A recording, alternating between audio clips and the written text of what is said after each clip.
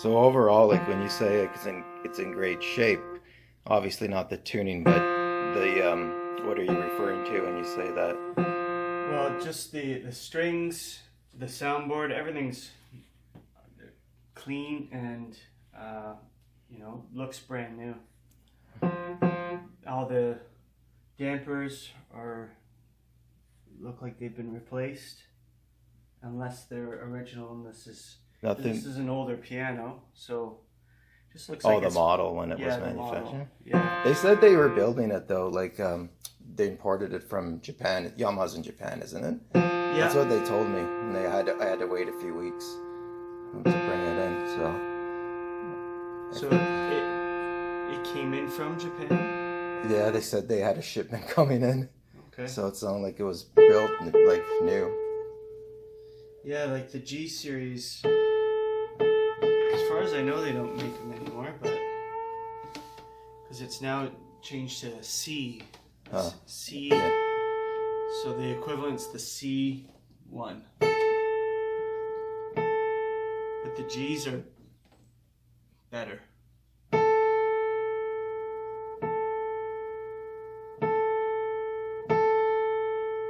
I was playing a few different. I just felt like I wanted a Yamaha piano because the price point was good, but the quality's pretty good. I'm not without going like spending $50,000 on a piano like Steinway or other kinds.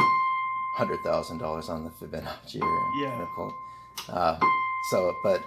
when I was trying out a couple Yamahas, the first one I had tried was the model that was below this one. And it was all right, but as soon as I played this one, they said this was the next level up. Then I don't know, I just felt like when I played it, the clarity of the sound, and then the keys, the way, I think even the feeling of the resistance on the keys, it felt a little bit smoother. Yeah. So, and then I tried the next model up, which was like another 10,000.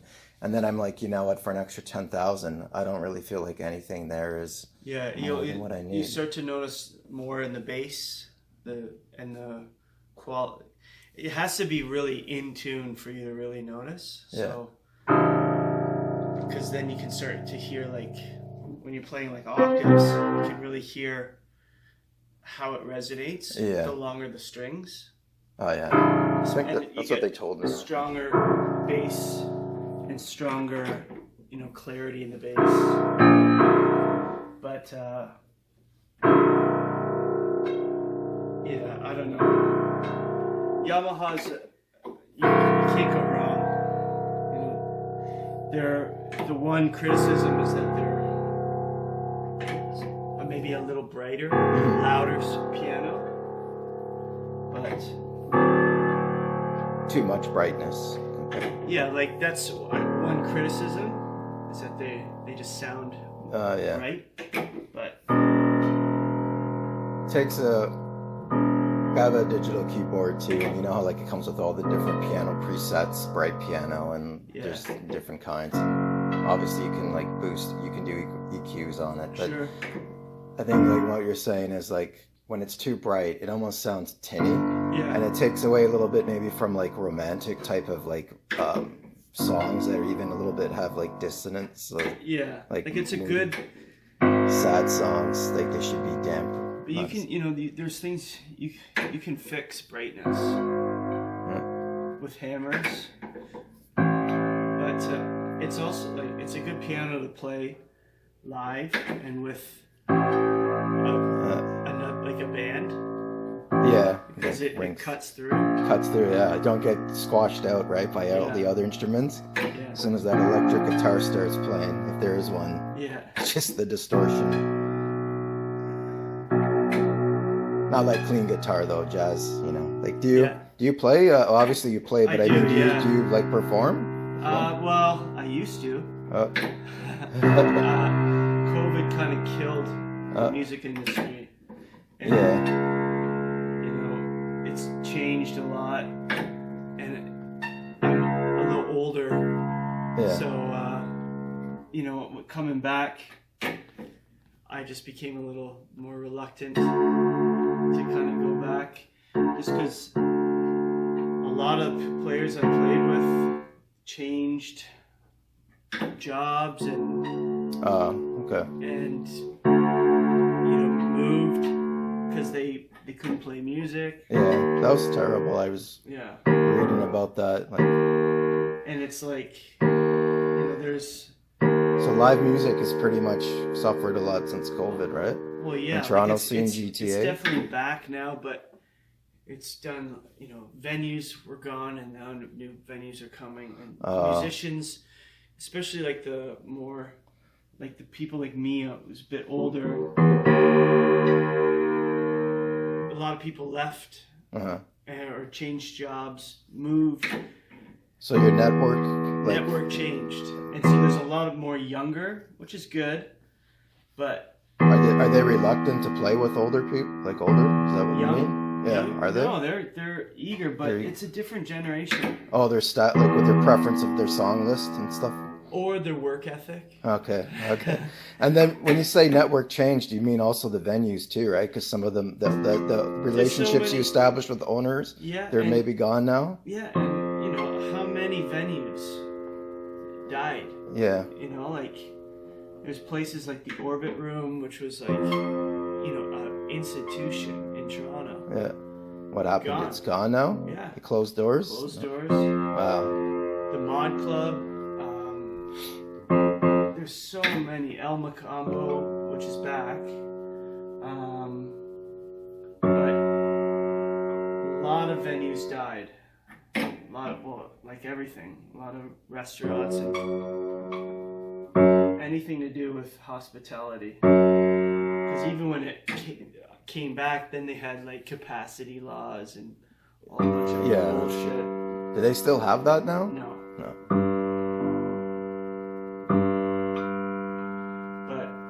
It was all stupid, based on zero actual science. So it's just really a killer. Yeah. So yeah, I used to be 100% musician, and then I started being a technician. During COVID or before COVID? Way before. Oh, yeah.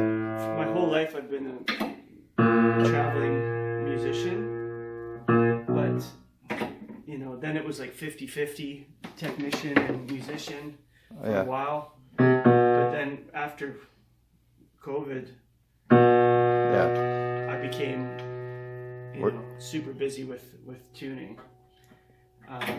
Luckily, people were home and where else are they gonna go? And calling me, and I was fine to keep working. So I got actually busier, luckily, during the pandemic. So how did you learn how to do this? Did you go? Well, I have a perfect pitch. Oh. And when I lived in Australia, my technician was an really cool old guy, and he kind of let me watch him, and he took me under his wing. Nice. And showed me lots of stuff, and I ended up apprenticing with him for about 5 years. Nice, yeah, because it's not a quick thing to learn, a quick skill. Especially I'm doing a pitch raise. Yeah. And most older guys would, when they came here, they would just pull it up a little bit. So it would be in tune, but it wouldn't be an A440. But I can, right now I'm kind of guessing how much to pull over, so that when I finish, it'll be roughly where it needs to be, and then I can go through a second time and fine tune it. And then what would you recommend after this that you come back for the next visit? 6 months. Yeah, I think then I should have you over more often then. Especially a grand and a newer one. There's going to be You know, typically.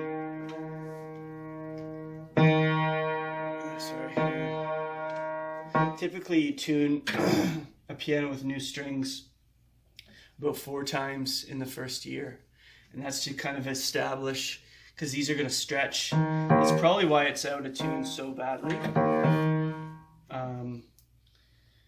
And then, you know, at the bare minimum, once it establishes where it needs to be, once a year. But depends on how, like, are you a player? Yeah. So then you probably do it every 6 months just to keep it, you know, a lot. Because it's going to, no matter what you do in the summer, it's going to go out, and in the winter, it's going to go out. Probably especially with this window sliding door here open. I let some fresh air in there. You get the cold, hot air in the summer, cold air in the winter. But with enough regular tuning, will we be able to keep the parts in integrity? Like, or do you think that because it's been so long? It's not great to have major swings, because, you know, it expands and contracts. So just like over the years, you can have cracking. What I'm asking is the condition it's in right now. Is it pretty? You said it's good condition. Perfect, yeah. Okay, because I hopefully don't have to replace many parts. No. I just have to keep tuning it regularly. Right? Yeah. Okay. Tuning will alleviate most problems, because you get if you leave it, then it keeps falling flat, and then I have to do what I'm doing today, which is turn these pins significantly. And the more you're turning them, the more it wears down the pin block.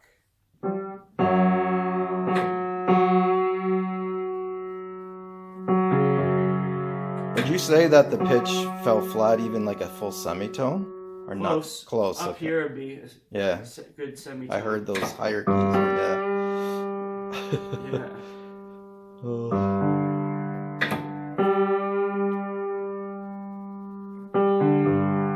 If you don't mind explaining just briefly, how does this machine, like, with the way it's, how do you can tell when it's in tune? What does it sparkle as? So it's giving me a rough guide of where it is, but I'm listening to where it is. So I'm pulling it above pitch. So like actual in tune is right there, but I want it to be sharp because I'm adding tension. So if I go back here, this is already flat again. Yeah. Oh, okay. This is where you make changes to other strings. The tension is affecting other strings on the keyboard. Exactly. Like you play guitar too? Yeah. So, you know, if you like pull up the E string and then you tune everything else, by the time you finish, E's gone flat again. Yeah. So you gotta tune it twice or 3 times depending on how flat it is. But this is just the same thing on a much bigger Does it scale. also have anything to do with doing the pitch correction or the lift where you said?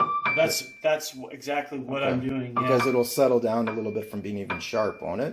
If it's used to being flat, well, the strings, or no? What do you mean? So the strings eventually evolve to being flat. They go flat. Yeah, because they're under constant tension, they want to fall flat.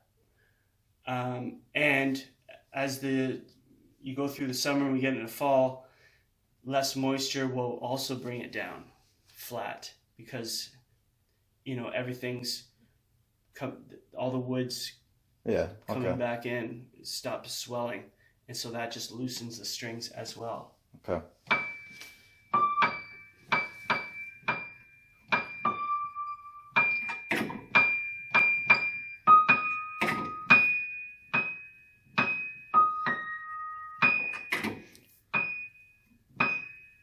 What are your favorite pianos to tune?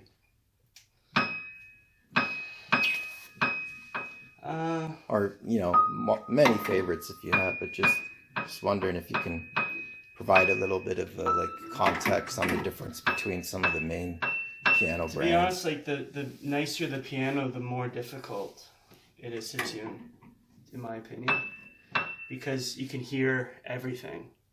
So can you hear everything more clearly?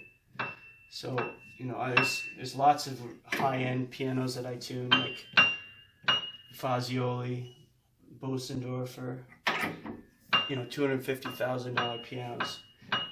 And if it's not exact, you can hear it out.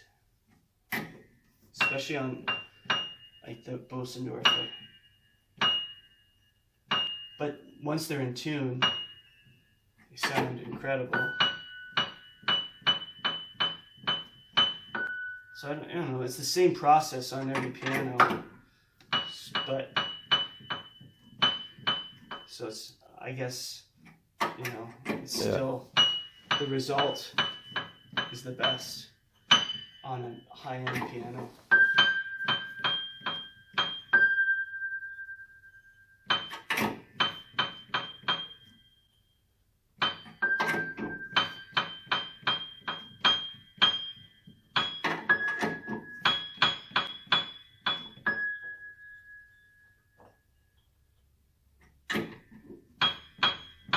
Piano has got to be pretty much one of the most, what do you mean, high maintenance instruments.